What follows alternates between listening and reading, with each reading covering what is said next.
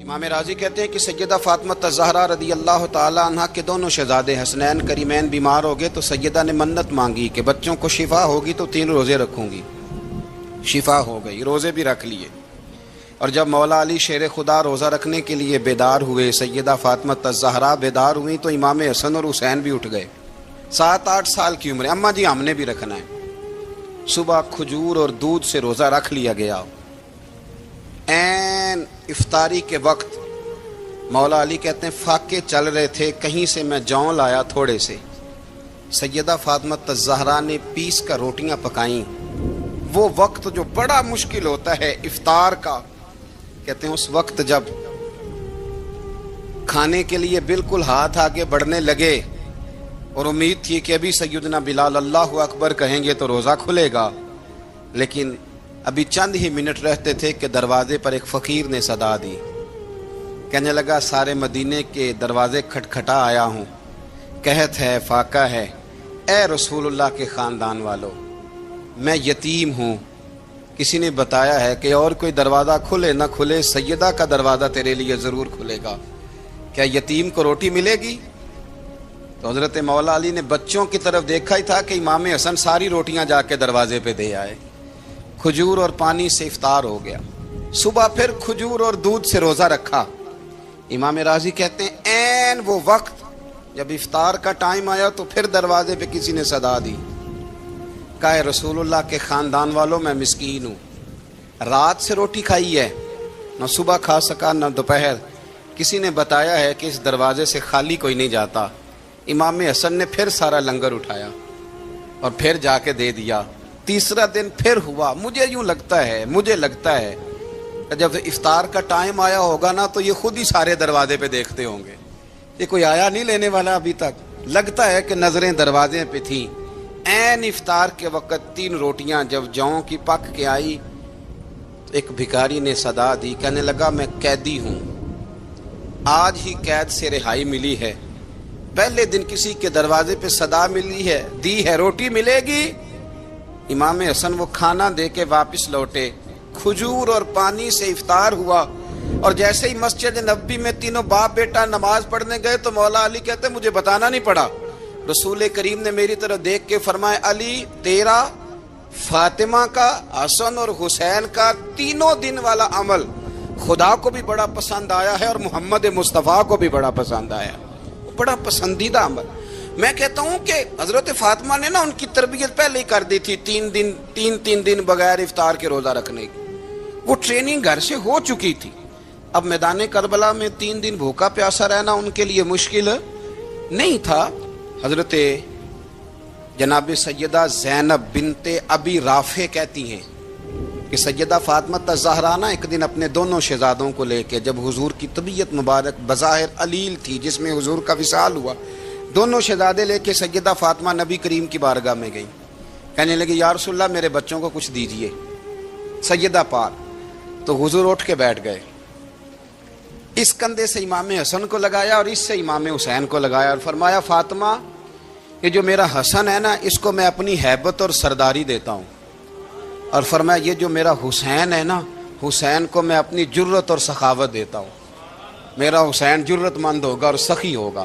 داتا گانج بخش علی حجویری، امام الاولیاء، سید الاصفیاء، داتا صاحب کشف المعجوب میں فرماتے ہیں ایک دن نا امام حسین کے پاس ایک شخص آیا بڑی دور سے کچھ مانگنے کا، حضور کچھ دیجئے۔ وہ شخص کہتا ہے کہ میرا ظرف یہ تھا کہ 4-5 دینار ملیں گے، تو امام حسین فرمانے لگے تھوڑی دیر بیٹھ جا، رزق آ رہا ہے۔ تو امام حسین کو حکومت وقت کی طرف سے نا 5 تھیلیاں ملی، جس میں ایک تھیلی میں 500 اشرفیاں تھیں، 5 تھیلیاں آئیں، لیکن اس کو آنے میں نا ذرا دیر ہو گئی۔ وہ 5 تھیلیاں جب آئی نا تو امام حسین اس کی طرف 5 تھیلیاں بڑھا کے نا، ذرا دیکھنا میری طرف غور سے، 5 تھیلیاں بڑھا کے نا تو فرمانے لگے میاں جتنا تجھے انتظار کرایا نا اتنی ہم تیری حاجت پوری نہیں کر سکے، تو یہ نہ محسوس کرنا کہ حسین کے دروازے پہ بیٹھا بھی رہا ہوں تو ملا کیا ہے، یہ نہ محسوس کرنا۔ وہ شخص کہتا ہے جب میں نے وہ تھیلیاں کھولی اور پھر میری نظر امام حسین پہ پڑی تو میرے اندر سے آواز آئی اگر حسین ابن علی اتنے سخی ہیں تو محمد عربی کتنے سخی ہو۔ اگر یہ معیار ان کا ہے، ان کا یہ معیار ہے، اور خود بھیک دیں، خود ہی کہیں منگتے کا بھلا ہو، خود کہنے لگے جتنا انتظار کرایا ہے اتنی تیری مدد کر سکے، یہ سخاوت کا معیار تھا، یہ طریقہ تھا۔ ایک دفعہ سیدنا امام حسین رضی اللہ تعالیٰ عنہ کے گھر کے اندر 5000 دینار آئے، مسجد میں تھے، آپ کو 5000 دینار ملے تو امام زین العابدین کہتے ہیں کہ مسجد سے لے کر گھر آنے تک امام حسین نے 5000 اللہ کے رستے میں خیرات کر دی۔ فرماتے میں نے کہا ابا جی 5 دینار کی گھر میں ضرورت تھی، مالاں والے سخی نہیں ہوندے تے سخیاں کل مال نہیں ہوندا، ایتھے اوتھے دوویں جہانی سخی کنگال نہیں ہوندا۔ کہا ابا جی 5 دینار کی گھر میں ضرورت تھی، تو کہتے ہیں مجھے فرمانے لگے بیٹا یہ جن کو میں نے دیا ہے نا یہ گھر کے لیے ہی دیا ہے، یہ گھر کے لیے ہی دیا ہے، جن کو دیا ہے تمہارا کیا خیال ہے یہ باہر خرچ ہوا ہے، یہ گھر کے لیے ہی ہے۔ اس لیے کہ جب انسان دوسروں پر شفقت کرتا ہے تو اللہ اس کے گھر پہ رحمت فرماتا ہے۔ امام حسین کے مزاج میں پہلی بات میں نے ذوق عبادت کی عرض کی، دوسری بات عرض کر رہا ہوں کہ صحابہ حضرت اسامہ بن زید بڑے پیارے ہیں میرے نبی کریم کے، بڑے پیارے۔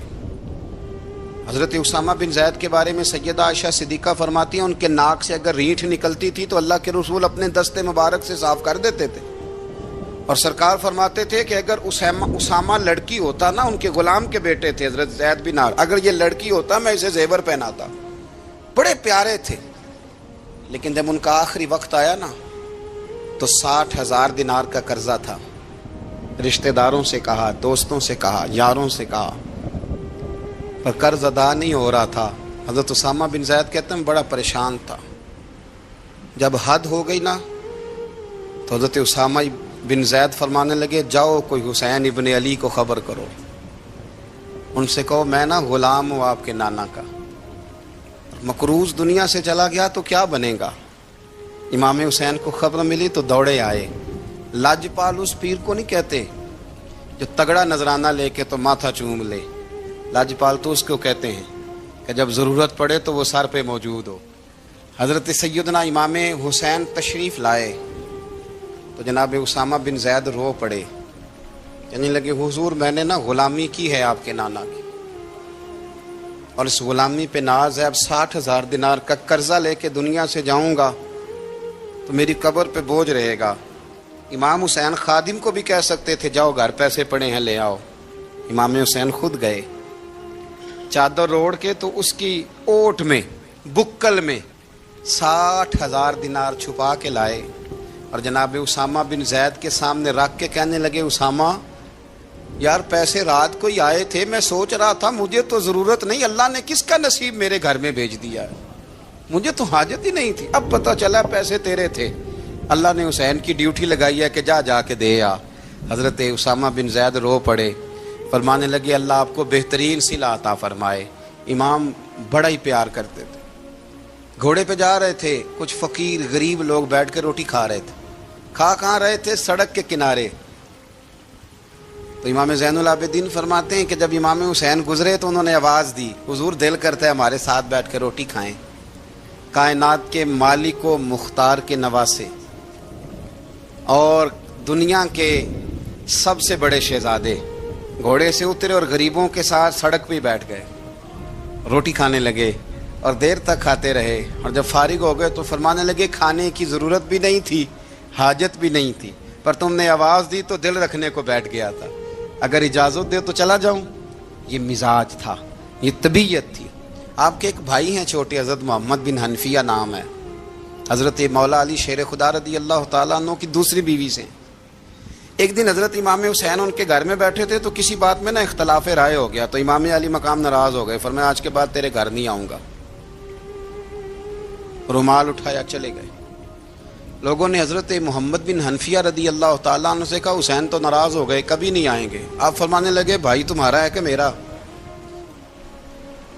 جی بھائی تو آپ کے ہیں۔ فرمایا اگر کہو تو چند منٹوں میں حسین واپس آئے۔ جناب ناراضگی ہو گئی ہے۔ فرمایا ناراضگی ہوئی ہے پر میں اس کے دل کی نرمی کو تو جانتا ہوں نا، اس کے مزاج کے اندر جو محبت ہے اس سے تو ابھی آئے۔ کہ جناب وہ کیسے؟ فرمانے لگے دیکھنا ذرا تو امام حسین نے خط لکھا، حضرت محمد بن حنفیہ نے رکا لکھا، کہنے لگے حسین میرے باپ کا نام بھی علی ہے اور آپ کے باپ کا نام بھی علی ہے، پر ایک فضیلت ایسی ہے جس میں میں آپ کا مقابلہ نہیں کر سکتا، وہ یہ ہے کہ آپ سیدہ فاطمہ الزہرا کے لال ہیں، اب محمد مصطفیٰ علیہ السلام کے نواسے ہیں۔ کہنے لگے بھائی جان آپ نے نانا جان کی وہ حدیث تو سنی ہوگی کہ دو لوگ ناراض ہو جائیں تو جو صلح پہلے کرے جنت میں پہلے جائے گا۔ فرمانے لگے دل میرا کر رہا تھا کہ پہلے صلح کر لوں، لیکن پھر بڑے بھائی کو پشت کروں گا جنت میں جاتے ہوئے، یہ بھی تو بے ادبی ہے نا۔ اب خط میں نے لکھ دیا ہے، آپ کا جو ارادہ ہو۔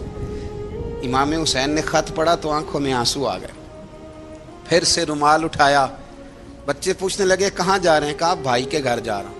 کہا آپ تو ناراض تھے؟ فرمایا تھا ناراض پر ہے تو میرا بھائی نا، ہو گئی بات ختم۔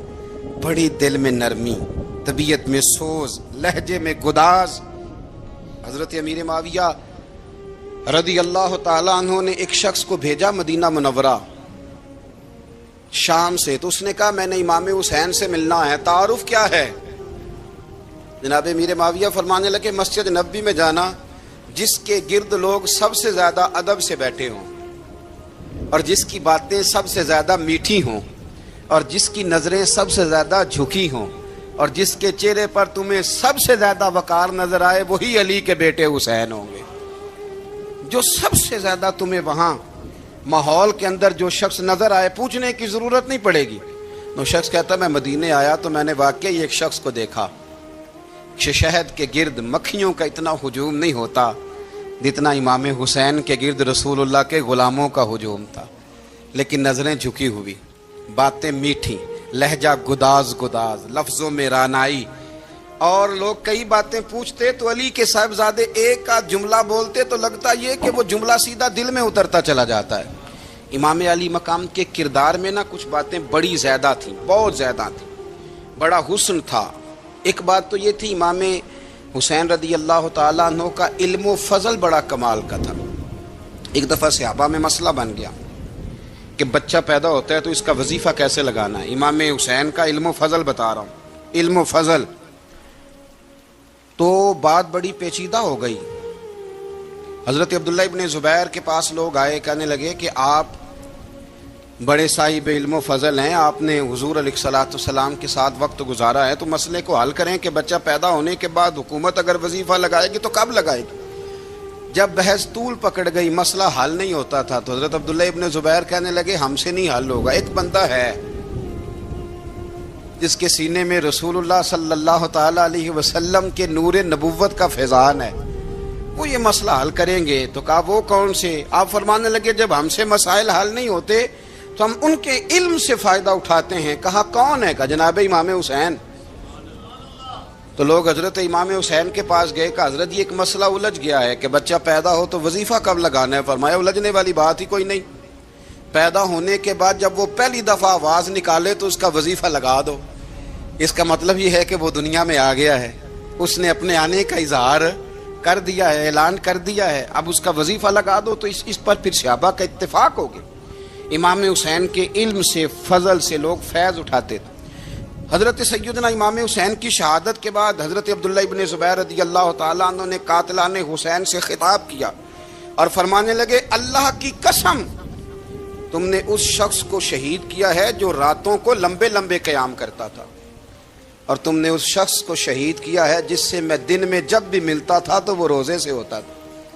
تم نے اس شخص کو شہید کیا جو قائم اللیل تھا، صائم الدہر تھا، اس شخص کو تم نے شہید کیا۔ آپ کو پتہ ہے کہ میدان کربلا میں جب 9 محرم کو ابن سعد نے امام حسین سے کہا کہ جنگ کرو اگر یزید کی بیعت نہیں کرنی، تو امام حسین نے فرمایا ایک رات کی مہلت دے دو،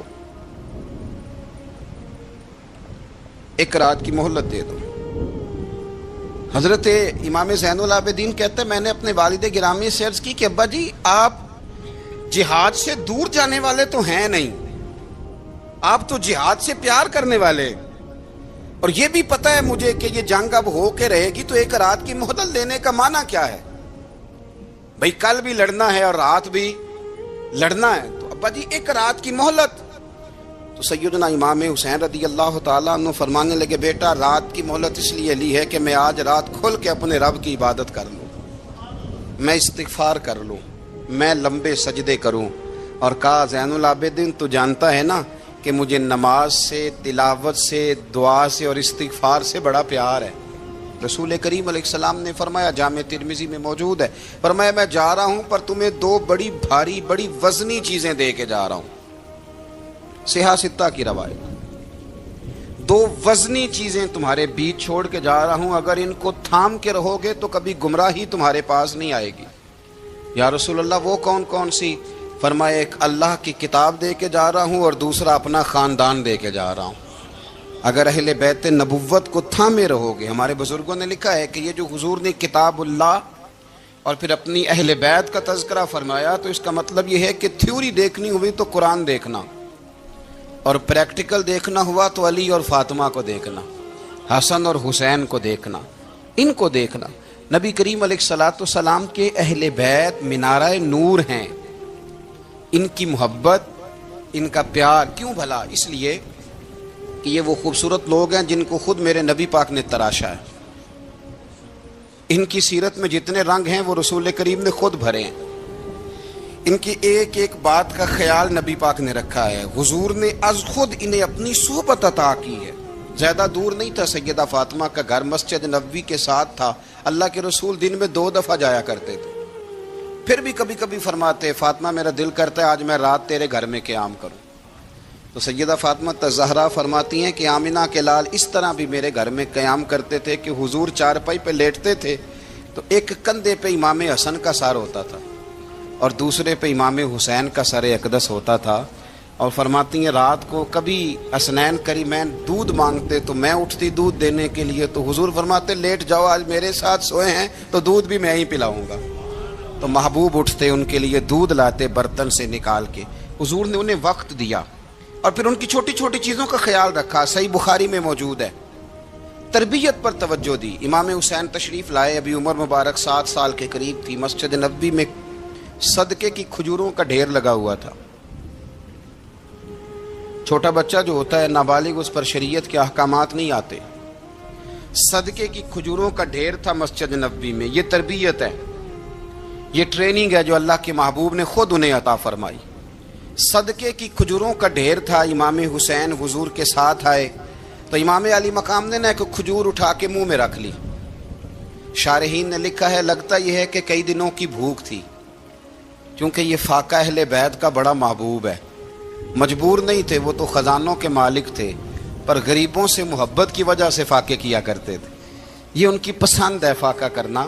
تو ایک کھجور امام علی مقام نے رکھ لی تو اللہ کے رسول نے گلے میں انگلی ڈال کے نکال دی، تو فرمایا حسین یہ صدقہ ہے، یہ میری اہل بیت کے لیے درست نہیں ہے۔ حضور نے خود تربیت کی، اور پھر سیدہ فاطمہ الزہرا نے اپنے بچوں کو تراشا، ان پر محنت کی۔ میں اکثر گزارش کرتا ہوں دوستوں سے، میں کہتا ہوں کربلا کا واقعہ کوئی حادثاتی نہیں ہے، اس کے پیچھے پوری ایک لاجک ہے، اس کے پیچھے پورا ایک فلسفہ ہے۔ ایسے ہی کوئی آدمی 3 دن بھوکا پیاسا رہ سکتا ہے؟ کسی آدمی کو صبح اس نے کھانا کھایا اور شام تک کھانا نہ ملے تو ٹانگیں کانپتی ہیں۔ رمضان المبارک میں عبادت کی نیت سے روزہ رکھنے والے بھی شام کو بڑے پریشان ہو جاتے، اور مسلسل 3 دن کھانا نہ کھایا جائے اور پانی نہ پیا جائے، اور حال یہ ہے کہ وہی آدمی تلوار لے کے میدان میں نکلے اور اس کی حالت یہ ہو کہ لوگ اس کے آگے دوڑنا شروع کر دیں، ہزاروں کی فوجیں تاب نہ لا سکیں۔ علی کا گھر بھی وہ گھر ہے کہ جس گھر کا ہر ایک بچہ جسے دیکھو وہی شیر خدا معلوم ہوتا ہے۔ یہ کوئی آسان ہے؟ اس کے پیچھے پوری ایک اس کے پیچھے فلسفہ ہے۔ امام راضی کی تفسیر کبیر دیکھیے گا، حضرت امام حسین کی وہ شخصیت تھی کہ مشکات میں حدیث ہے، نبی پاک صلی اللہ تعالی علیہ وسلم کی چچی جناب ام فضل صبح صبح گھبرائی حضور کی بارگاہ میں آئیں، عرض کی یا رسول اللہ صلی اللہ علیہ وسلم آج میں نے عجیب خواب دیکھا ہے، میں ڈر گئی ہوں۔ حضور نے فرمایا چچی کیا دیکھا؟ عرض کی حضور میں نے دیکھا ہے کہ آپ کے وجود کا گوشت کا ایک ٹکڑا کٹ کے میری جھولی میں آ گیا ہے۔ حضور یہ کیا ہے؟ تو محبوب خواب سن کے مسکرائے، فرمایا چچی یہ پریشانی والا خواب نہیں، یہ تو خوشی والا خواب ہے۔ اللہ فاطمہ کو بیٹا عطا کرے گا اور وہ تیری گود میں کھیلا کرے گا، چونکہ وہ میرے وجود کا ٹکڑا ہوگا، لہذا خواب تجھے یہ آئی ہے۔ تو امام حسین پیدا ہوئے، امام حسن کی عمر ابھی 11 مہینے تھی، تو نبی پاک نے امام حسین کو جناب ام فضل اپنی چچی کی گود میں دے دیا کہ فاطمہ کے لیے دونوں بچے سنبھالنا مشکل ہوگا. وہ خواب اس طرح پوری ہوئی. امام حسین سے حضور نے بڑا پیار کیا, بڑی محبت فرمائی نبی پاک سے. کچھ حدیثیں میں نے جمعے میں عرض کی تھیں.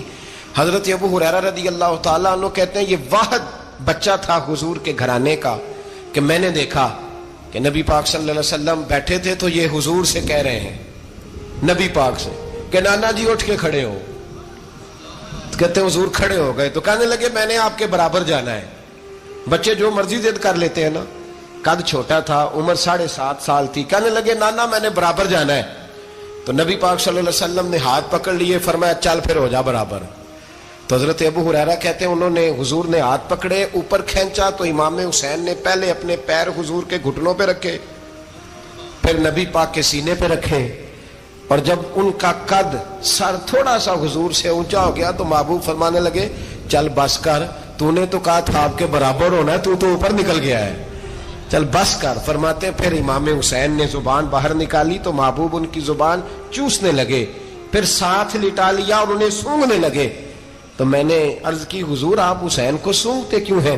تو فرمایا ابو ہریرہ مجھے حسین کے وجود سے جنت کی خوشبو آتی ہے, مجھے حسین کے وجود سے جنت کی.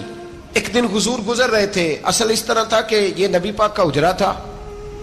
جن لوگوں کو اللہ نے مدینے کی زیارت کرائی ہے وہ جان سکتے ہیں, نبی پاک کا حجرہ تھا تو حضور کے حجرے کی اس جانب یعنی مسجد کی جو بالکل سیدھ ہے اس کی بیک میں سیدہ فاطمہ رہتی. تو حضور اکثر نہ نماز کے لیے جب نکلتے تو حضرت فاطمہ کے حجرے کے پاس سے ہو کر دوبارہ محراب میں جاتے. محبوب حجرے کے پاس سے گزرے تو امام حسین رو رہے تھے, تو حضرت فاطمہ نے کسی بات میں جھڑک دیا تو امام حسین رونے لگے. تو نبی پاک نماز کے لیے گئے تو واپس لوٹ آئے, اور واپس تشریف لا کے کہا فاطمہ حسین کو کیا ہوا؟ عرض کی یا رسول اللہ تنگ کر رہے تھے, میں نے ڈانٹ دیا ہے. کیا خوبصورت جملے ہیں حدیث پاک میں. سرکار نے فرمایا فاطمہ اس کو حسین کو نہ رونے نہ دیا کر, یہ جب روتا ہے نا تو میرے دل کو تکلیف ہوتی ہے. تو بی بی صاحبہ کہتی ہیں یہ حکم آیا نبی پاک کا میرے نام, پھر میں نے ڈانٹنا چھوڑ دیا. یہ ان کے فضائل تھے کم, ان کی تربیت خود نبی پاک نے فرمائی. پہلی بات تو یہ ہے کہ نبی پاک نے دعا مانگی تھی, یا اللہ میرے گھر والوں کو زیادہ روزی نہ دینا, انہیں ایک وقت روٹی دینا, ایک وقت کی بھوک دینا. یہ جو 10 دن کربلا میں انہیں ٹینشن نہیں نہ ہوئی, انہیں عادت تھی فاقہ کرنے کی, انہیں 3 دن وصلی روزے رکھنے کی عادت تھی. پہلی بات. دوسرا یہ کہ جہاد کی تربیت حضور خود کراتے تھے. حضرت فاطمہ زہرا کہتی میں پردے کے پیچھے دیکھ رہی تھی, نبی پاک نے امام حسن اور حسین سے فرمایا چلو میرے سامنے کشتی لڑو. تو دونوں حضرات آپس میں جب کشتی لڑنے لگے تو نبی پاک نا امام حسن کو کہتے ہیں حسن حسین کو ٹانگوں سے پکڑو, حسن حسین کو پیچھے سے پکڑو. جب نبی پاک بار بار امام حسن کو بتا رہے تھے تو سیدہ پیچھے سے بول پڑی, کہنے لگی یا رسول اللہ آپ چھوٹے کو بتائے, آپ بڑے کو بتا رہے. بڑا تو پہلے 11 مہینے بڑا ہے, تو آپ چھوٹے کو بتائے بڑے کو بتا رہے. تو فرمایا فاطمہ تو چپ کرنا, جو میں دیکھ رہا ہوں تو نہیں نہ دیکھ رہی, ایک کو میں بتا رہا ہوں دوسرے کو جبریل امین بتا رہے ہیں. لیکن اس کے ساتھ ساتھ امام حسین رضی اللہ تعالیٰ عنہ کا جذبہ جہاد, امام حسین کی استقامت. آج لوگ ادھر ہوتے ہیں جس طرف ہوا کا رخ ہوتا ہے. آج لوگوں کی سوچوں کا زاویہ یہ ہے کہ جدھر رش زیادہ ہوگا ہم بھی ادھر جائیں گے. ہم یہ نہیں دیکھتے حق کس طرف ہے, ہم یہ دیکھتے ہیں رش کس طرف ہے. امام حسین رضی اللہ تعالیٰ عنہ نے رش نہیں دیکھا, حق دیکھا. امام حسین رضی اللہ تعالیٰ عنہ استقامت کے وہ پہاڑ ہیں, معمولی آدمی نہیں تھے. فرزق شاعر کہتا ہے کہ میں نے امام حسین سے کہا تھا, میں نے کہا لوگوں کی تلواریں یزید کے ساتھ ہیں پر دل آپ کے ساتھ ہیں, دل آپ کے ساتھ ہیں. امام حسین رضی اللہ تعالیٰ عنہ نے زمانے کے حالات نہیں دیکھے, حق اور سچ دیکھا. جتنی چیزیں انسان کو کمزور کر سکتی ہیں وہ ساری امام حسین پہ طاری کی گئیں. جتنی چیزیں, وطن چھوڑنا کتنا کو مشکل ہوتا ہے. شالا پردیسی کوئی بھی نہ تھی وے تے ککھ جنہ تو پارے. حضرت سلطان باؤ فرماتے ہیں بچو, پردیسی ہونا کوئی آسان ہے؟ جس آدمی کا کسی چھوٹے سے گاؤں میں بھی مکان ہو, چھوڑنا پڑ جائے تو روٹا ہے. تو مجھے بتاؤ جس نے اپنا سارا بچپن مدینے میں گزارا ہو, آج جو 1 ہفتہ مدینے رہ کے آتے ہیں ان سے واپس نکلنا مشکل ہوتا ہے. لیکن امام حسین حق کا رستہ تھا, وطن کی قربانی دی, اور معمولی وطن نہیں, مدینے جیسا وطن. اور جب کھڑے تھے نا امام حسین رضی اللہ تعالیٰ عنہ رجب میں نکل رہے تھے مدینے سے, تو کوئی شاعر کہتا ہے دور کھڑے ہو کے انہوں نے گویا کہا تھا, آقا تیرے کرم کے خزینے کی خیر ہو, میں جا رہا ہوں تیرے مدینے کی خیر ہو. امام حسین نے وطن چھوڑا, کوئی لغزش نہیں پیروں میں, کوئی نہیں. شہزادوں والی زندگی تھی, مسجد نبوی کے امام تھے, نبی کریم علیہ السلام کے روضہ اطہر پر تشریف رکھتے تھے, زمانہ حیا کرتا تھا, شان و شوکت تھی, پر حق کے لیے چھوڑا, نکل کر خانقاہوں سے ادا کر رسم شبیری. اور پھر بڑا مشکل ہوتا ہے, جس شخص کے ساتھ بچے اور عورتیں ہوں وہ تو یہ کہہ کے لڑائی سے جان چھڑاتا ہے کہ میرے ساتھ فیملی ہے, نہ ہوتی تو تجھے بتاتا. پر امام حسین کو اولاد بھی کمزور نہیں کر سکی, عورتوں کا ساتھ ہونا کمزور نہیں کر سکا. پھر امام علی بھوک کتنا مشکل کام ہے. آج لوگ کہہ نہیں دیتے کہ میں تو اس لیے گناہ کرتا ہوں کہ رشوت اس لیے لے لیتا ہوں کہ بچے چھوٹے ہیں. 10 دنوں کی کم و بیش سفر, 3 دنوں کی بھوک اور پیاس, پر حق کے رستے میں امام حسین کو کوئی چیز کمزور نہیں کر سکی. اور پھر وہ جتنی باتیں لوگ کہہ سکتے تھے وہ ساری کہیں گئیں, ساری. اور آ کے عرض کرنے لگا حضور یہ کوئی معمولی دشمن نہیں, یہ وہ ظالم ہیں جو لاشوں پہ بھی گھوڑے دوڑا دیتے ہیں. تو امام علی مقام فرمانے لگے جو شہادت کا جذبہ لے کے نکلے وہ پھر انجام نہیں دیکھا کرتا. وہ انجام, وہ جتنی چیزیں جو استقامت کے رستے میں آ سکتی ہیں وہ ساری چیزیں رستے میں آئیں, پر امام علی مقام نے کسی چیز کی پرواہ نہیں کی. آج کا مسئلہ یہ ہے کہ آج لوگوں میں استقامت نہیں ہے. رات کو کچھ ہوتے ہیں, سویرے کچھ ہوتے ہیں, دوپہر کو کچھ ہوتے ہیں, شام کو کچھ ہوتے ہیں. ہمارا کل انداز تکلم کچھ اور ہوتا ہے, صبح کچھ اور ہوتا ہے. امام علی مقام میدان میں رہے, ایک میت گھر میں ہو جائے تو کئی دنوں تک آنکھ کھلتی نہیں, ہوش رہتا نہیں. سب سے زیادہ مصائب امام حسین نے دیکھے, سب سے زیادہ. اور گھوڑے پر بیٹھنے سے پہلے ساری تکلیفیں آپ دیکھ چکے تھے. باپ کا جنازہ اٹھانا آسان ہوتا ہے, بیٹے کا جنازہ اٹھانا بڑا مشکل ہوتا ہے. پر امام حسین نے بیٹوں کے جنازے اٹھائے. حضرت علی اصغر کی لاش کو امام حسین نے اپنے دست مبارک سے دفن کیا, اور جناب علی اکبر کی میت کو جب آپ اٹھا کے لا رہے تھے تو سیدہ زینب فرماتی ہیں کہ مجھے یوں کبھی لگتا تھا حسین کا قد بڑا ہے اور کبھی لگتا تھا علی اکبر کا قد بڑا ہے. اور فرماتی ہیں کہ پھر حضرت قاسم بن حسن کو بھی وہ اٹھا کے لائے, اور جناب عباس کے وجود سے الگ ہونے والے بازو انہوں نے لا کے حضرت عباس کے وجود کے ساتھ بھی رکھے. انہوں نے یہ سارا منظر دیکھا, لیکن جب حسین ابن علی اپنی دفعہ گھوڑے پہ سوار ہوئے تو لگتا یہ تھا کہ ان سے زیادہ بہادر کوئی نہیں. ایک جملہ بھی یزیدی فوج کے سامنے امام حسین نے کمزور نہیں کہا, ایک جملہ بھی, ایک فکرہ بھی کچا نہیں بولا, کہیں بھی کوئی منت نہیں کی, کسی جگہ بھی ان کے پائے استقلال میں کوئی لغزش نہیں آئی. جب لوگوں کو پتہ چل جائے کہ اب سامنے موت ہی موت ہے, سوائے اس کے چارہ کچھ بھی نہیں, تو بہت سا جو رخصت اور اجازت تو دین بھی دیتا ہے, پر امام حسین کسی جگہ کسی رخصت پر عمل کرتے نظر نہیں آتے. ڈٹ کے بات کی, ڈٹ کے. اور پھر جب میدان میں نکلے, اللہ اکبر, تو ابن سعد کہنے لگا کہ اگر 2 کر کے ایک کر کے جاؤ گے تو یہ 45,000 کا لشکر سارا حسین کاٹ ڈالے گا. یک بارگی حملہ کرو گے تو بات. اتنی استقامت, اتنا. آج تو لوگ ڈپریشن کے مریض ہیں, آج تو لوگ ٹینشن کے مریض ہیں. ہر دوسری بات میں لوگ کہتے ہیں وہ بڑا, پر کس بات سے؟ مطلب کیا آپ نے زندگی میں صرف جاب نہیں مل رہی, صرف بیماری آ گئی, صرف خرچہ نہیں گھر میں بڑا, کس بات کا ڈپریشن؟ امام حسین کی زندگی بتلاتی ہے کہ وہ لوگ بھی کوئی دنیا میں کمال حاصل کر سکتے ہیں جو چھوٹی چھوٹی بات پہ روتے ہیں. مال بھی ہے, جوانی بھی ہے, گھر بھی ہے, مکان بھی ہے, بچے بھی ہیں, عزت بھی ہے, صرف پیسے نہیں. اور انسان ہے کہ آنکھیں نہیں کھل رہی, وہ سمجھتا ہے میں کسی کام کا ہی, فقط پیسے نہیں بس. او خدا کے بندو, امام علی مقام نے فرمایا سارا کچھ لٹا کے بھی جو میدان میں کھڑا رہے اسے حسین ابن علی کہا جاتا ہے, اسے حسین ابن علی کہا جاتا ہے.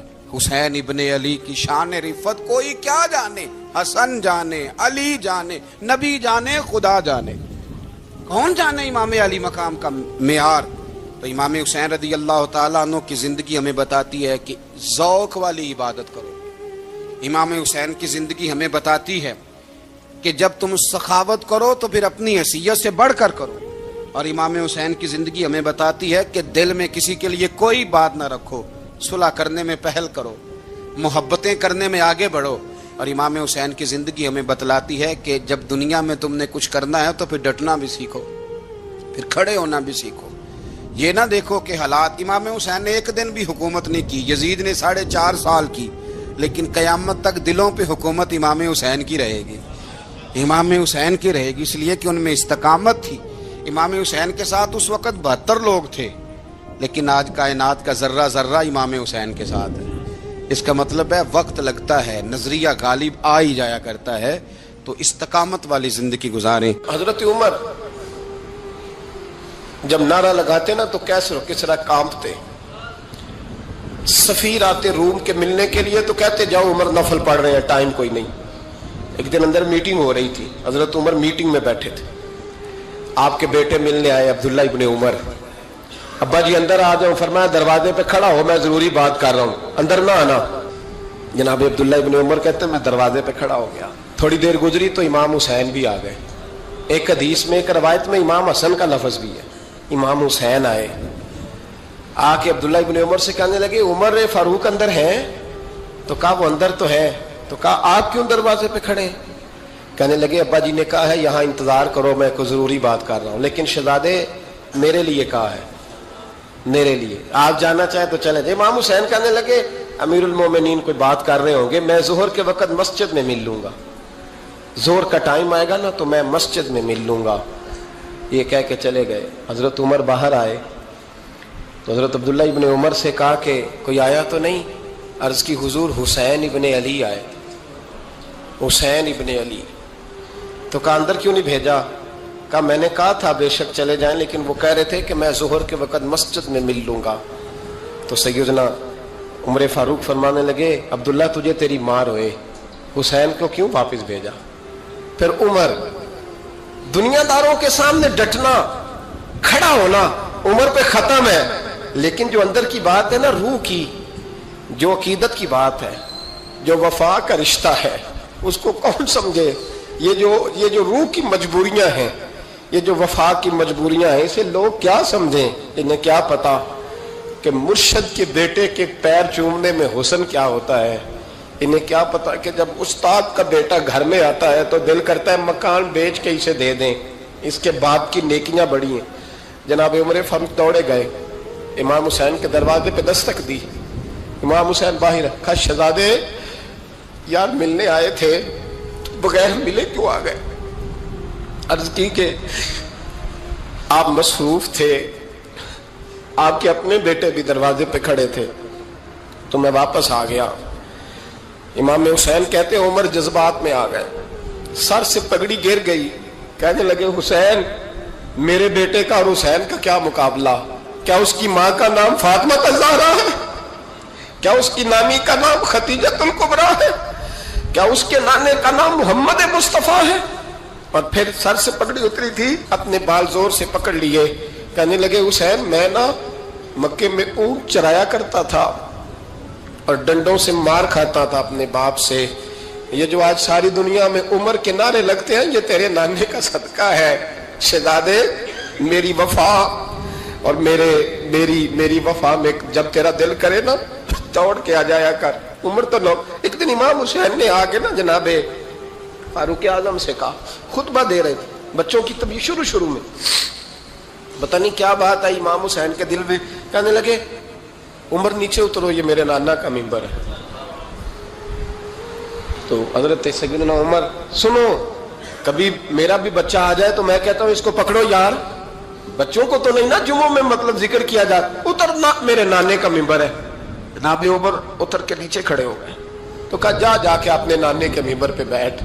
تو حضرت عمر رو پڑے، کہنے لگے شہزادے میرے نانے کا ممبر ہی کوئی نہیں ہے ہی نہیں، یہ ممبر یہ مصلی یہ تیرے نانے کی شان ہے، मेरे नाने का कोई मिंबर नहीं, तेरे ही नाने का मिंबर है। थोड़ी देर खड़े रहे तो इमाम हुसैन कहने लगे, अच्छा कोई नहीं आपके नाने का मिंबर का नहीं? कहा चलो फिर मेरे नाने के मिंबर पे बैठ जाओ, चलो खैर है। कोई नहीं आपके नाने का? कहा नहीं। तो कहा कोई नहीं फिर मेरे नाने के। जब हजरत उमर बैठे तो बड़ा शानदार जुमला कहा, फरमाने लगे मैं मिंबर पर मर्जी से नहीं बैठा था, मुझे अबू बकर ने बिठाया था। दाता गांजी बख्श अली हजवेरी, इमामुल औलिया, सैयदुल असफिया, दाता साहब कश्फुल माजूब में फरमाते हैं, एक दिन ना इमाम हुसैन के पास एक शख्स आया बड़ी दूर से कुछ मांगने का, हुजूर कुछ दीजिए। वो शख्स कहता है कि मेरा ज़र्फ ये था कि 4-5 दिनार मिलेंगे। तो इमाम हुसैन फरमाने लगे थोड़ी देर बैठ जा, रिज़्क आ रहा है। तो इमाम हुसैन को हुकूमत वक्त की तरफ से ना 5 थैलियाँ मिली, जिसमें एक थैली में 500 अशरफियाँ थी। 5 थैलियाँ आई, लेकिन उसको आने में ना ज़रा देर हो गई। वो 5 थैलियाँ जब आई ना तो इमाम हुसैन उसकी तरफ 5 थैलियाँ बढ़ा के ना, ज़रा देखना मेरी तरफ गौर से, 5 थैलियाँ बढ़ा के ना तो फरमाने लगे, मियाँ जितना तुझे इंतज़ार कराया ना इतनी हम तेरी हाजत पूरी नहीं कर सके। तो ये ना महसूस करना कि हुसैन के दरवाजे पे बैठा भी रहा हूँ तो मिला क्या है, ये ना महसूस करना। वो शख्स कहता है जब मैंने वो थैलियाँ खोली और फिर मेरी नज़र इमाम हुसैन पे पड़ी तो मेरे अंदर से आवाज़ आई, अगर हुसैन इब्ने अली इतने सखी हैं तो मोहम्मद अरबी कितने सखी हो। अगर ये मियार इनका है, इनका ये मियार है, और खुद भीख दें खुद ही कहें मंगते का भला हो। खुद कहने लगे जितना इंतजार कराया है उतनी तेरी मदद कर सके। ये सखावत का मियार था, ये तरीका था। एक दफा सैयदना इमाम हुसैन रज़ी अल्लाह ताला अन्हु के घर के अंदर ना 5000 दिनार आए। मस्जिद में थे, आपको 5000 दिनार मिले तो इमाम ज़ैनुल आबिदीन कहते हैं कि मस्जिद से लेकर घर आने तक इमाम हुसैन ने 5 के 5000 अल्लाह के रस्ते में खैरात कर दी। फरमाते मैंने कहा अब्बा जी 5 दिनार की घर में ज़रूरत थी, मालां वाले सखी नहीं हुंदे ते सखियां कोल माल नहीं हुंदा, इत्थे उत्थे दोवें जहानी सखी कंगाल नहीं हुंदा। काबा जी 5 दिनार की घर में ज़रूरत थी। तो कहते हैं मुझे फरमाने लगे बेटा ये जिनको मैंने दिया है ना ये घर के लिए ही दिया है, ये घर के लिए ही दिया है, जिनको दिया है तुम्हारा क्या ख्याल है, ये बाहर खर्च हुआ है, ये घर के लिए ही है। इसलिए कि जब इंसान दूसरों पर शफकत करता है तो अल्लाह उसके घर पे रहमत फरमाता है। इमाम हुसैन के मिजाज में पहली बात मैंने ज़ौक़े इबादत की अर्ज़ की, दूसरी बात अर्ज़ कर रहा हूँ कि सहाबा हज़रत उसामा बिन ज़ैद बड़े प्यारे हैं मेरे नबी करीम के, बड़े प्यारे। हज़रत उसामा बिन ज़ैद के बारे में सैयदा आयशा सिद्दीक़ा फरमाती हैं उनके नाक से अगर रीठ निकलती थी तो अल्लाह के रसूल अपने दस्ते मुबारक से साफ़ कर देते थे। और सरकार फरमाते थे कि अगर उसामा लड़की होता ना, उनके गुलाम के बेटे थे हज़रत ज़ैद बिन हारिसा, अगर ये लड़की होता मैं इसे ज़ेवर पहनाता। बड़े प्यारे थे। लेकिन जब उनका आखिरी वक्त आया ना तो 60,000 दिनार का कर्जा था। रिश्तेदारों से कहा, दोस्तों से कहा, यारों से कहा, पर कर्ज अदा नहीं हो रहा था। हज़रत उसामा बिन ज़ैद कहते हैं बड़ा परेशान था।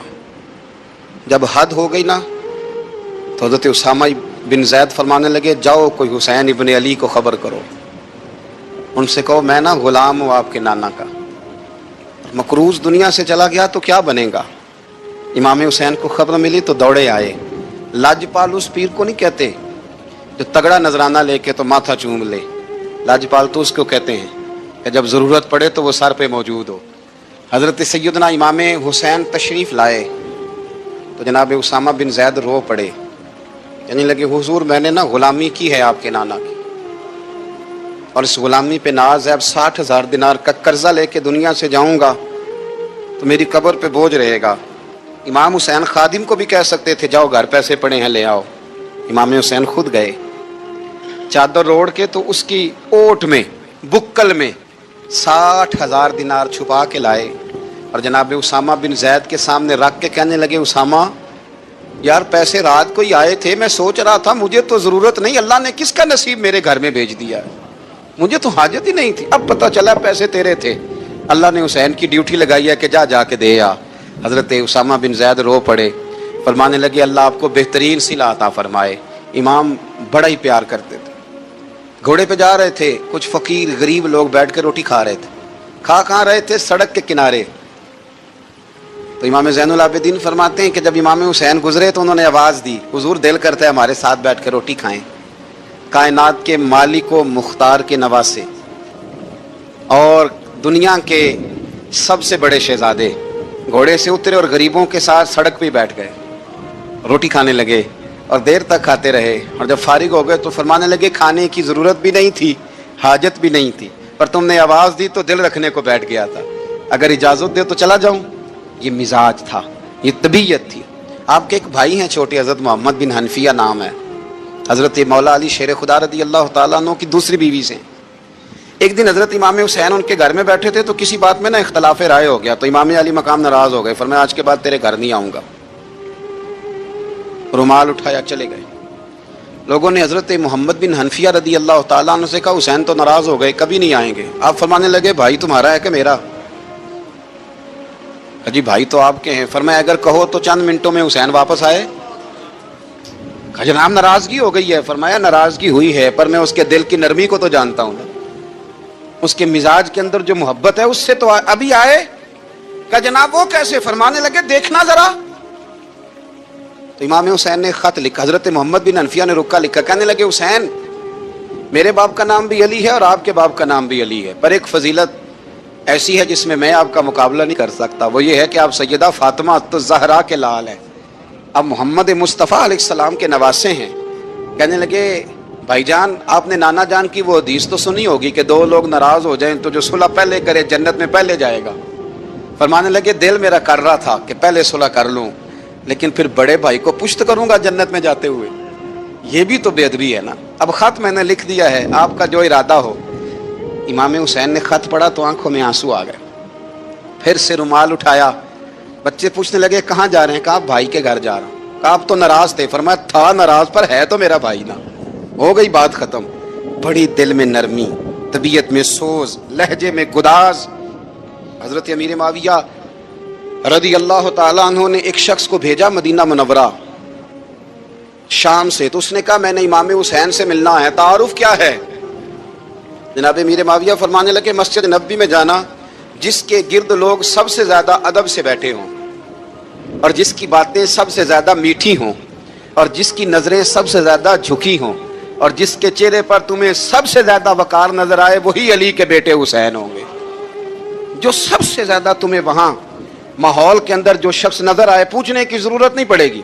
तो शख्स कहता मैं मदीने आया तो मैंने वाकई एक शख्स को देखा, शहद के गिर्द मक्खियों का इतना हुजूम नहीं होता जितना इमाम हुसैन के गिर्द रसूलुल्लाह के गुलामों का हुजूम था, लेकिन नज़रें झुकी हुई, बातें मीठी, लहजा गुदाज गुदाज, लफ्ज़ों में रानाई।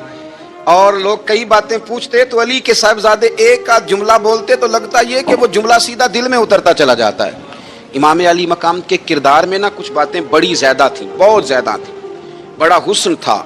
एक बात तो ये थी इमाम हुसैन रदी अल्लाह ताला अन्हु का इल्म व फजल बड़ा कमाल का था। एक दफ़ा सहाबा में मसला बन गया कि बच्चा पैदा होता है तो इसका वजीफ़ा कैसे लगाना है। इमाम हुसैन का इल्म व फजल बता रहा हूँ, इल्म व फजल। तो बात बड़ी पेचीदा हो गई।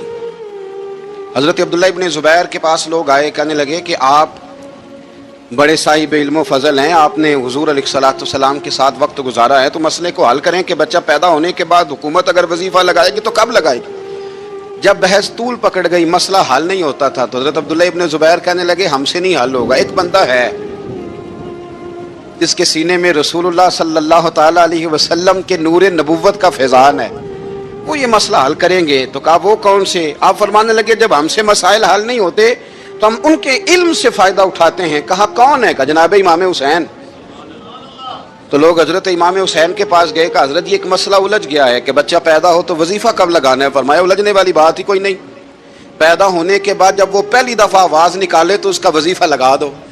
इसका मतलब ये है कि वो दुनिया में आ गया है, उसने अपने आने का इजहार कर दिया है, ऐलान कर दिया है, अब उसका वजीफ़ा लगा दो। तो इस पर फिर सहाबा का इत्तेफाक हो गया। इमाम हुसैन के इल्म से, फजल से लोग फैज़ उठाते थे। हज़रत सैयदना इमाम हुसैन की शहादत के बाद हज़रत अब्दुल्ला इब्न ज़ुबैर रज़ी अल्लाह ताला अन्हु ने कातिलाने हुसैन से खिताब किया और फरमाने लगे अल्लाह की कसम तुमने उस शख्स को शहीद किया है जो रातों को लंबे लंबे क़याम करता था, और तुमने उस शख्स को शहीद किया है जिससे मैं दिन में जब भी मिलता था तो वो रोज़े से होता था। तुमने उस शख्स को शहीद किया जो कायमुल लैल था, साइमुद दहर था, उस शख्स को तुमने शहीद किया। आपको पता है ये मैदान करबला में जब 9 मुहर्रम को इब्ने साद ने इमाम हुसैन से कहा कि जंग करो, अगर یزید کی بیعت نہیں کرنی، تو امام حسین نے فرمایا ایک رات کی مہلت دے دو، ایک رات کی مہلت دے دو۔ حضرت امام زین العابدین کہتے ہیں میں نے اپنے والد گرامی سے عرض کی کہ ابا جی آپ جہاد سے دور جانے والے تو ہیں نہیں، آپ تو جہاد سے پیار کرنے والے ہیں، اور یہ بھی پتہ ہے مجھے کہ یہ جنگ اب ہو کے رہے گی، تو ایک رات کی مہلت دینے کا معنی کیا ہے؟ بھئی کل بھی لڑنا ہے اور رات بھی لڑنا ہے، تو ابا جی ایک رات کی مہلت۔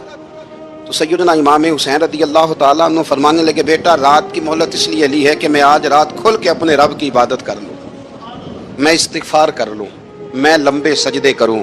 اور کہا زین العابدین تو جانتا ہے نا کہ مجھے نماز سے، تلاوت سے، دعا سے اور استغفار سے بڑا پیار ہے۔ رسول کریم علیہ السلام نے فرمایا، جامع ترمذی میں موجود ہے، فرمایا میں جا رہا ہوں پر تمہیں دو بڑی بھاری بڑی وزنی چیزیں دے کے جا رہا ہوں، صحیح ستہ کی روایت، دو وزنی چیزیں تمہارے بیچ چھوڑ کے جا رہا ہوں، اگر ان کو تھام کے رہو گے تو کبھی گمراہی تمہارے پاس نہیں آئے گی۔ یا رسول اللہ وہ کون کون سی؟ فرمایا ایک اللہ کی کتاب دے کے جا رہا ہوں اور دوسرا اپنا خاندان دے کے جا رہا ہوں۔ اگر اہل بیت نبوت کو تھامے رہو گے، ہمارے بزرگوں نے لکھا ہے کہ یہ جو حضور نے کتاب اللہ اور پھر اپنی اہل بیت کا تذکرہ فرمایا، تو اس کا مطلب یہ ہے کہ تھیوری دیکھنی ہوئی تو قرآن دیکھنا، اور پریکٹیکل دیکھنا ہوا تو علی اور فاطمہ کو دیکھنا، حسن اور حسین کو دیکھنا، ان کو دیکھنا۔ نبی کریم علیہ الصلوۃ والسلام کے اہل بیت مینارہ نور ہیں، ان کی محبت، ان کا پیار کیوں بھلا؟ اس لیے کہ یہ وہ خوبصورت لوگ ہیں جن کو خود میرے نبی پاک نے تراشا ہے، ان کی سیرت میں جتنے رنگ ہیں وہ رسول کریم نے خود بھرے ہیں، ان کی ایک ایک بات کا خیال نبی پاک نے رکھا ہے، حضور نے از خود انہیں اپنی صحبت عطا کی ہے۔ زیادہ دور نہیں تھا سیدہ فاطمہ کا گھر، مسجد نبوی کے ساتھ تھا، اللہ کے رسول دن میں 2 دفعہ جایا کرتے تھے، پھر بھی کبھی کبھی فرماتے فاطمہ میرا دل کرتا ہے آج میں رات تیرے گھر میں قیام کروں، تو سیدہ فاطمہ الزہرا فرماتی ہیں کہ آمنہ کے لال اس طرح بھی میرے گھر میں قیام کرتے تھے کہ حضور چارپائی پہ لیٹتے تھے تو ایک کندھے پہ امام حسن کا سر ہوتا تھا اور دوسرے پہ امام حسین کا سر اقدس ہوتا تھا، اور فرماتی ہیں رات کو کبھی حسنین کریمین دودھ مانگتے تو میں اٹھتی دودھ دینے کے لیے، تو حضور فرماتے لیٹ جاؤ آج میرے ساتھ سوئے ہیں تو دودھ بھی میں ہی پلاؤں گا، تو محبوب اٹھتے ان کے لیے دودھ لاتے برتن سے نکال کے، حضور نے انہیں وقت دیا اور پھر ان کی چھوٹی چھوٹی چیزوں کا خیال رکھا۔ صحیح بخاری میں موجود ہے، تربیت پر توجہ دی۔ امام حسین تشریف لائے، ابھی عمر مبارک 7 سال کے قریب تھی، مسجد نبوی میں صدقے کی کھجوروں کا ڈھیر لگا ہوا تھا۔ چھوٹا بچہ جو ہوتا ہے نابالغ، اس پر شریعت کے احکامات نہیں آتے، صدقے کی کھجوروں کا ڈھیر تھا مسجد نبوی میں۔ یہ تربیت ہے، یہ ٹریننگ ہے جو اللہ کے محبوب نے خود انہیں عطا فرمائی۔ صدقے کی کھجوروں کا ڈھیر تھا، امام حسین حضور کے ساتھ آئے تو امام علی مقام نے ایک کھجور اٹھا کے منہ میں رکھ لی۔ شارحین نے لکھا ہے لگتا یہ ہے کہ کئی دنوں کی بھوک تھی، کیونکہ یہ فاقہ اہل بیت کا بڑا محبوب ہے، مجبور نہیں تھے، وہ تو خزانوں کے مالک تھے، پر غریبوں سے محبت کی وجہ سے فاقے کیا کرتے تھے، یہ ان کی پسند ہے فاقہ کرنا۔ تو ایک کھجور امام علی مقام نے رکھ لی تو اللہ کے رسول نے گلے میں انگلی ڈال کے نکال دی، تو فرمایا حسین یہ صدقہ ہے، یہ میری اہل بیت کے لیے درست نہیں ہے۔ حضور نے خود تربیت کی، اور پھر سیدہ فاطمہ الزہرا نے نا اپنے بچوں کو تراشا، ان پر محنت کی۔ میں اکثر گزارش کرتا ہوں دوستوں سے، میں کہتا ہوں کربلا کا واقعہ کوئی حادثاتی نہیں ہے، اس کے پیچھے پوری ایک لاجک ہے، اس کے پیچھے پورا ایک فلسفہ ہے۔ ایسے ہی کوئی آدمی 3 دن بھوکا پیاسا رہ سکتا ہے؟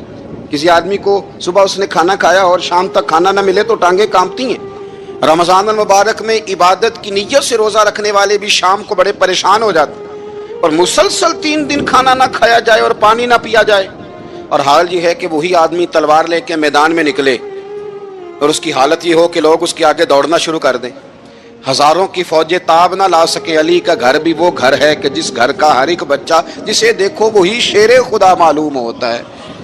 یہ کوئی آسان ہے؟ اس کے پیچھے پوری ایک اس کے پیچھے فلسفہ ہے۔ امام راضی کی تفسیر کبیر دیکھیے گا، حضرت امام حسین کی وہ شخصیت تھی کہ مشکات میں حدیث ہے، نبی پاک صلی اللہ تعالی علیہ وسلم کی چچی جناب ام فضل صبح صبح گھبرائی حضور کی بارگاہ میں آئیں، عرض کی یا رسول اللہ صلی اللہ علیہ وسلم آج میں نے عجیب خواب دیکھا ہے، میں ڈر گئی ہوں۔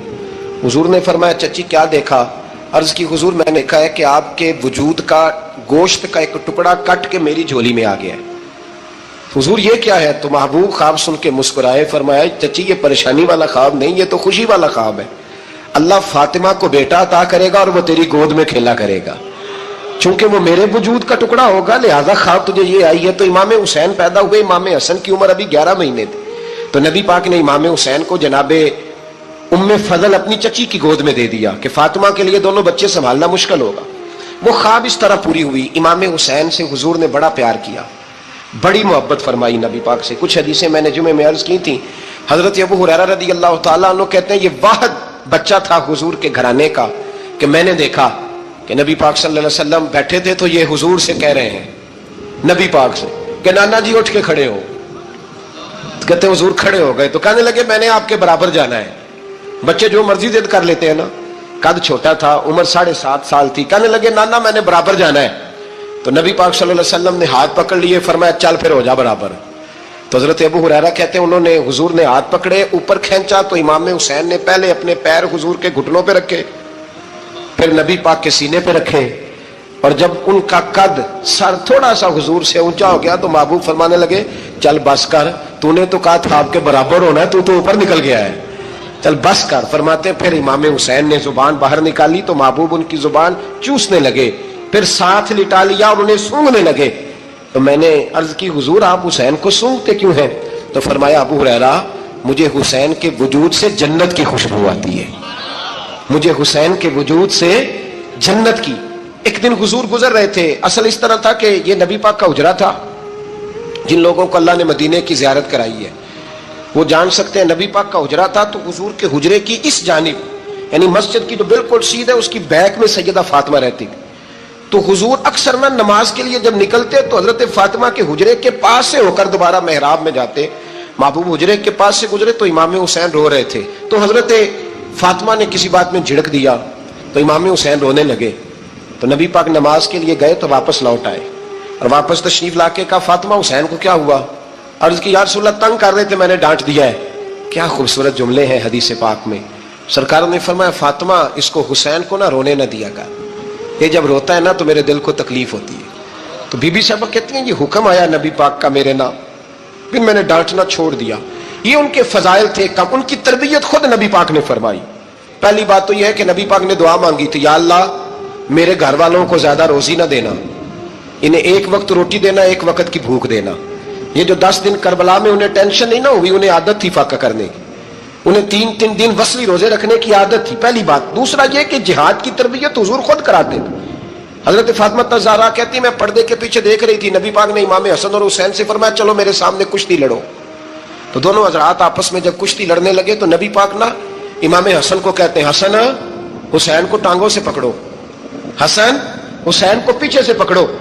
जब नबी पाक बार बार इमाम हसन को बता रहे थे तो सैयदा पीछे से बोल पड़ी, कहने लगी या रसूलल्लाह आप छोटे को बताए, आप बड़े को बता रहे हैं। बड़ा तो पहले 11 महीने बड़ा है, तो आप छोटे को बताए बड़े को बता रहे। तो फरमाया फातिमा तू चुप करना, जो मैं देख रहा हूं तू नहीं ना देख रही, एक को मैं बता रहा हूं दूसरे को जिब्रील अमीन बता रहे हैं। लेकिन इसके साथ साथ इमाम हुसैन रदी अल्लाह ताला अन्हु का जज्बा जिहाद, इमाम हुसैन की इस्तकामत, आज लोग उधर होते हैं जिस तरफ हवा का रुख होता है। आज लोगों की सोचों का जाविया यह है कि जिधर रश ज्यादा होगा हम भी उधर जाएंगे। हम ये नहीं देखते हक किस तरफ है, हम ये देखते हैं रश किस तरफ है। इमाम हुसैन रदी अल्लाह ताला अन्हु ने रश नहीं देखा, हक देखा। इमाम हुसैन रदी अल्लाह ताला अन्हु इस्तकामत के वो पहाड़ हैं, मामूली आदमी नहीं थे। फरजक शायर कहता है कि मैंने इमाम हुसैन से कहा था, मैंने कहा लोगों की तलवारें यजीद के साथ हैं पर दिल आपके साथ है, दिल आपके साथ हैं। इमाम हुसैन रदी अल्लाह ताला अन्हु ने जमाने के हालात नहीं देखे, हक और सच देखा। जितनी चीजें इंसान को कमजोर कर सकती हैं वो सारी इमाम हुसैन पे तारी की गई। जितनी चीजें, वतन छोड़ना कितना को मुश्किल होता है, शाला परदेसी कोई भी न थी वे ते कख जिना तो पारे। हजरत सुल्तान बाहू फरमाते हैं बचो, परदेसी होना कोई आसान है? जिस आदमी का किसी छोटे से गांव में भी मकान हो छोड़ना पड़ जाए तो रोटा है। तो मुझे बताओ जिसने अपना सारा बचपन मदीने में गुजारा हो, आज जो एक हफ्ता मदीने रह के आते हैं उनसे वापस निकलना मुश्किल होता है। लेकिन इमाम हुसैन हक का रास्ता था, वतन की कुर्बानी दी, और मामूली वतन नहीं, मदीने जैसा वतन। और जब खड़े थे ना इमाम हुसैन रदी अल्लाह ताला अन्हु रजब में निकल रहे थे मदीने से, तो कोई शायर कहता है दूर खड़े हो के उन्होंने गोया कहा था, आका तेरे करम के खजीने की खैर हो, मैं जा रहा हूँ तेरे मदीने की खैर हो। इमाम हुसैन ने वतन छोड़ा, कोई लग़ज़श नहीं पैरों में, कोई नहीं। शहजादों वाली जिंदगी थी, मस्जिद नबवी के इमाम थे,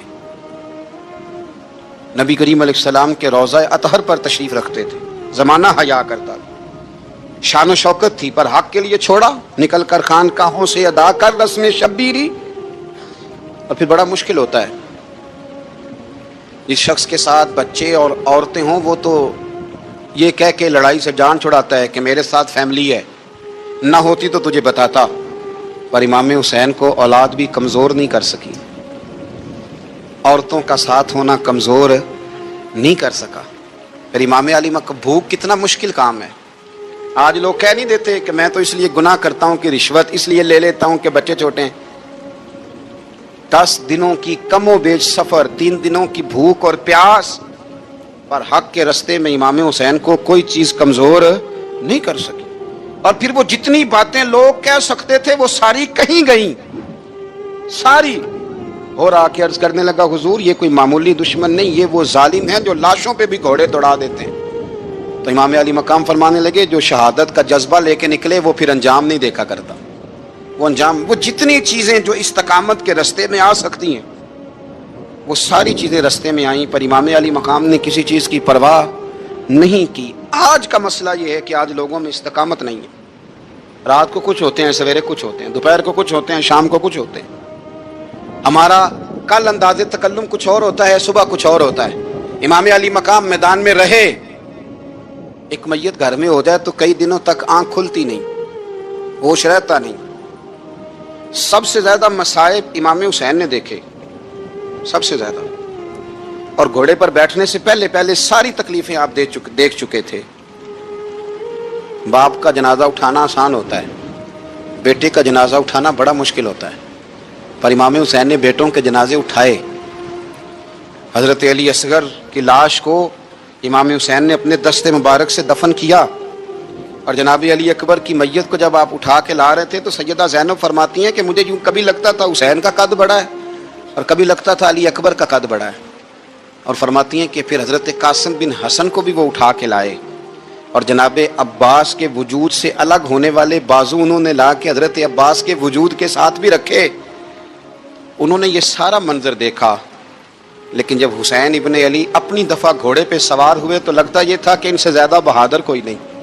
एक जुमला भी यजीदी फौज के सामने इमाम हुसैन ने कमज़ोर नहीं कहा, एक जुमला भी, एक फिक्रा भी कच्चा नहीं बोला, कहीं भी कोई मिन्नत नहीं की, किसी जगह भी उनके पाए इस्तकलाल में कोई लग़ज़श नहीं आई। जब लोगों को पता चल जाए कि अब सामने मौत ही मौत है, सिवाय उसके चारा कुछ भी नहीं, तो बहुत सारी रुख्सत और इजाज़त तो दीन भी देता है। पर इमाम हुसैन किसी जगह किसी रुख्सत पर अमल करते नजर नहीं आते। डट के बात की, डट के। और फिर जब मैदान में निकले, अल्लाह अकबर, तो इब्ने साद कहने लगा कि अगर 2-2 करके एक एक करके जाओगे तो ये 45,000 का लश्कर सारा हुसैन काट डालेगा। यक बारगी हमला करोगे तो बात, इतनी इस्तकामत, इतना। आज तो लोग डिप्रेशन के मरीज हैं, आज तो लोग टेंशन के मरीज हैं। हर दूसरी बात में लोग कहते हैं वो बड़ा, पर किस बात से? मतलब क्या आपने जिंदगी में सिर्फ जॉब नहीं मिल रही, सिर्फ बीमारी आ गई, सिर्फ खर्चा नहीं घर में, मैं बड़ा, किस बात का डिप्रेशन? इमाम हुसैन की जिंदगी बतलाती है कि वो लोग भी कोई दुनिया में कमाल हासिल कर सकते हैं जो छोटी छोटी बात पर होते हैं। माल भी है, जवानी भी है, घर भी है, मकान भी है, बच्चे भी हैं, इज्जत भी है, सिर्फ पैसे नहीं। और इंसान है कि आंखें नहीं खुल रही, वो समझता मैं किसी काम का ही, फकत पैसे नहीं बस। ओ खुदा के बंदो, इमाम अली मकाम ने फरमाया सारा कुछ लुटा के भी जो मैदान में खड़ा रहे उसे हुसैन इब्ने अली कहा जाता है, उसे हुसैन इब्ने अली कहा जाता है। हुसैन इब्ने अली की शान रिफत कोई क्या जाने, हसन जाने, अली जाने, नबी जाने, खुदा जाने, कौन जाने इमाम अली मकाम का मेयार। तो इमाम हुसैन रदी अल्लाह ताला अन्हु की जिंदगी हमें बताती है कि ज़ौक़ वाली इबादत करो। इमाम हुसैन की जिंदगी हमें बताती है कि जब तुम सखावत करो तो फिर अपनी हैसियत से बढ़कर करो। और इमाम हुसैन की जिंदगी हमें बताती है कि दिल में किसी के लिए कोई बात ना रखो, सुलह करने में पहल करो, मोहब्बतें करने में आगे बढ़ो। और इमाम हुसैन की जिंदगी हमें बतलाती है कि जब दुनिया में तुमने कुछ करना है तो फिर डटना भी सीखो, फिर खड़े होना भी सीखो, یہ نہ دیکھو کہ حالات، امام حسین نے ایک دن بھی حکومت نہیں کی، یزید نے 4.5 سال کی، لیکن قیامت تک دلوں پہ حکومت امام حسین کی رہے گی، امام حسین کی رہے گی، اس لیے کہ ان میں استقامت تھی۔ امام حسین کے ساتھ اس وقت 72 لوگ تھے، لیکن آج کائنات کا ذرہ ذرہ امام حسین کے ساتھ ہے۔ اس کا مطلب ہے وقت لگتا ہے، نظریہ غالب آ ہی جایا کرتا ہے، تو استقامت والی زندگی گزاریں۔ امام راضی کہتے ہیں کہ سیدہ فاطمہ الزہرا رضی اللہ تعالی عنہ کے دونوں شہزادے حسنین کریمین بیمار ہو گئے، تو سیدہ نے منت مانگی کہ بچوں کو شفا ہوگی تو 3 روزے رکھوں گی۔ شفا ہو گئی، روزے بھی رکھ لیے۔ اور جب مولا علی شیر خدا روزہ رکھنے کے لیے بیدار ہوئے، سیدہ فاطمہ الزہرا بیدار ہوئی، تو امام حسن اور حسین بھی اٹھ گئے، 7-8 سال کی عمر، اماں جی ہم نے بھی رکھنا ہے۔ صبح کھجور اور دودھ سے روزہ رکھ لیا گیا۔ این افطاری کے وقت مولا علی کہتے ہیں فاقے چل رہے تھے، کہیں سے میں جوں لایا تھوڑے سے، سیدہ فاطمہ الزہرا نے پیس کر روٹیاں پکائیں۔ وہ وقت جو بڑا مشکل ہوتا ہے افطار کا، کہتے ہیں اس وقت جب کھانے کے لیے بالکل ہاتھ آگے بڑھنے لگے اور امید تھی کہ ابھی سیدنا بلال اللہ اکبر کہیں گے تو روزہ کھلے گا، لیکن ابھی چند ہی منٹ رہتے تھے کہ دروازے پر ایک فقیر نے صدا دی، کہنے لگا سارے مدینے کے دروازے کھٹکھٹا آیا ہوں، قحط ہے، فاقہ ہے، اے رسول اللہ کے خاندان والو، میں یتیم ہوں، کسی نے بتایا ہے کہ اور کوئی دروازہ کھلے نہ کھلے سیدہ کا دروازہ تیرے لیے ضرور کھلے گا، کیا یتیم کو روٹی ملے گی؟ تو حضرت مولا علی نے بچوں کی طرف دیکھا ہی تھا کہ امام حسن ساری روٹیاں جا کے دروازے پہ دے آئے، کھجور اور پانی سے افطار ہو گیا۔ صبح پھر کھجور اور دودھ سے روزہ رکھا۔ امام راضی کہتے ہیں این وہ وقت جب افطار کا ٹائم آیا تو پھر دروازے پہ کسی نے صدا دی، کہا رسول اللہ کے خاندان والوں میں مسکین ہوں، رات سے روٹی کھائی ہے، نہ صبح کھا سکا نہ دوپہر، کسی نے بتایا ہے کہ اس دروازے سے خالی کوئی نہیں جاتا۔ امام حسن نے پھر سارا لنگر اٹھایا اور پھر جا کے دے دیا۔ تیسرا دن پھر ہوا۔ مجھے لگتا ہے کہ جب افطار کا ٹائم آیا ہوگا نا تو یہ خود ہی سارے دروازے پہ دیکھتے ہوں گے، یہ کوئی آیا نہیں لینے والا ابھی تک، لگتا ہے کہ نظریں دروازے پہ تھیں۔ این افطار کے وقت 3 روٹیاں جب جوں کی پک کے آئی تو ایک بھکاری نے صدا دی، کہنے لگا میں قیدی ہوں، آج ہی قید سے رہائی ملی ہے، پہلے دن کسی کے دروازے پہ صدا ملی ہے، دی ہے روٹی ملے گی۔ امام حسن وہ کھانا دے کے واپس لوٹے، کھجور اور پانی سے افطار ہوا، اور جیسے ہی مسجد نبوی میں تینوں باپ بیٹا نماز پڑھنے گئے تو مولا علی کہتے مجھے بتانا نہیں پڑا، رسول کریم نے میری طرف دیکھ کے فرمایا علی تیرا، فاطمہ کا، حسن اور حسین کا 3 دن والا عمل خدا کو بھی بڑا پسند آیا ہے اور محمد مصطفیٰ کو بھی بڑا پسند آیا، بڑا پسندیدہ عمل۔ میں کہتا ہوں کہ حضرت فاطمہ نے نا ان کی تربیت پہلے ہی کر دی تھی، 3 دن بغیر افطار کے روزہ رکھنے کی، وہ ٹریننگ گھر سے ہو چکی تھی۔ اب میدان کربلا میں 3 دن بھوکا پیاسا رہنا ان کے لیے مشکل نہیں تھا۔ حضرت جناب سیدہ زینب بنت ابی رافع کہتی ہیں کہ سیدہ فاطمہ الزہرا نا ایک دن اپنے دونوں شہزادوں کو لے کے، جب حضور کی طبیعت مبارک بظاہر علیل تھی جس میں حضور کا وصال ہوا، دونوں شہزادے لے کے سیدہ فاطمہ نبی کریم کی بارگاہ میں گئی، کہنے لگی یا رسول اللہ میرے بچوں کو کچھ دیجئے سیدہ پاک، تو حضور اٹھ کے بیٹھ گئے، اس کندھے سے امام حسن کو لگایا اور اس سے امام حسین کو لگایا اور فرمایا فاطمہ یہ جو میرا حسن ہے نا اس کو میں اپنی ہیبت اور سرداری دیتا ہوں، اور فرمایا یہ جو میرا حسین ہے نا حسین کو میں اپنی جرت اور سخاوت دیتا ہوں، میرا حسین جرت مند ہوگا اور سخی ہوگا۔ خوبصورت انداز ہے میرے رسول پاک علیہ السلام کا، جتنی شاندار طبیعت حضور نے مولا علی شیر خدا کی تھی اتنی کوئی کر سکتا ہے، اور جتنی اعلیٰ ترین تربیت اور حسن سیدہ فاطمہ کو اللہ نے دیا کسی اور کو مل سکتا ہے؟ لیکن میرے نبی پاک علیہ السلام نے ان کی شادی کے بعد ان کو اکٹھے بٹھا کے ان کے سر آپس میں جوڑ کے ہاتھ اٹھا کے دعا کی تھی کہ اے اللہ ان کے درمیان محبت پیدا فرما دے۔ میاں بیوی کے درمیان جو سب سے اہم چیز ہے وہ محبت ہے۔ بچے کہتے ہیں ہم کدھر جائیں، ابا کی سنیں کہ اماں کی سنیں، اور اکثر گھروں میں بچوں کی تربیت رک جاتی ہے اس لیے کہ میاں بیوی کا سلوک نہیں ہوتا، تباہی اتر جاتی۔ گھر کے اندر ہر شے ہے پر ان کا پیار نہیں، پتہ یہ چلا کہ گھر میں محبت نہ ہو تو گھر نہیں چلتا. اگر محبت کے بغیر ایک گھر نہیں چل سکتا تو محبت مصطفیٰ کے بغیر دین کیسے چلے گا؟ گھر نہیں چلتا میرے بھائی، ٹوٹ جاتا ہے، بکھر جاتا ہے. سارا کچھ ہونے کے باوجود میں نے مردوں کو روتے ہوئے دیکھا ہے. عورتیں تو روتی ہیں، میں نے مردوں کو روتے ہوئے دیکھا ہے کہ کیا کروں، 4 بچے ہیں پر اس کو نہیں سمجھ آتی، وہ پاگل ہے، مہربانی کریں وہ سیانی ہو جائے. میں بچوں کے لیے پریشان ہوں، کدھر کیا کروں. یعنی عورت اگر وفادار اور پیار کرنے والی نہ ہو تو مرد کو آنسو نکل آتے ہیں کہ یہ سیانی ہوتی تو میرا گھر بن جاتا. او بھائیو، پیار بڑا ہی ضروری ہے، یہ محبت بڑی ضروری ہے، اس کے بغیر نہیں نظام چلتا. محبت ہو جاتی ہے نا. چلیں ایک واقعہ سناتا ہوں آپ کو، بات زیادہ مضبوط ہو جائے گی. داتا گنج بخش علی حجویری داتا صاحب نے لکھا ہے، یہ آج کل کا جو جدید نوجوان طبقہ ہے وہ ذرا بات جلدی سمجھ جائے گا. داتا صاحب رحمت اللہ لکھا ہے، حضرت عبداللہ بن مبارک رحمت اللہ علیہ سے کسی نے کہا کہ آپ بڑے زبردست محدث ہیں اور اتنی وارفتگی والے صوفی کم ملتے ہیں جتنے آپ ہیں، وجہ کیا ہے؟ تو حضرت عبداللہ بن مبارک فرمانے لگے، مجھے نہ توبہ کرنے سے پہلے ایک عورت سے عشق ہو گیا تھا. عورت سے. بڑی توجہ سے بات سمجھنا. آپ فرماتے ہیں میرا گھرانہ نمازی تھا. یہ داتا صاحب نے لکھا ہے کشف الماجوب میں. حضرت عبداللہ بن مبارک فرماتے ہیں کہ جس عورت سے مجھے عشق ہو گیا نا، اس کے محلے میں جا کے میں عشاء کی نماز پڑھتا تھا اور پھر ساری رات میں اس کے گھر کے گرد رہتا تھا. وہ آدھی رات کو تھوڑی دیر کے لیے چھت پہ آتی تھی، 2-1 باتیں ہوتی تھی، میں لوٹ آتا تھا. فرماتے ہیں ایک رات میں نے عشاء کی نماز اس کے محلے میں جا کے پڑھی. قاری صاحب نے نا کچھ آیات لمبی پڑھا دی تو مجھے غصہ آیا. کہہ دیتے نا لوگ مولویوں نے کام کو نہیں، سانو تے اور بھی ہیں.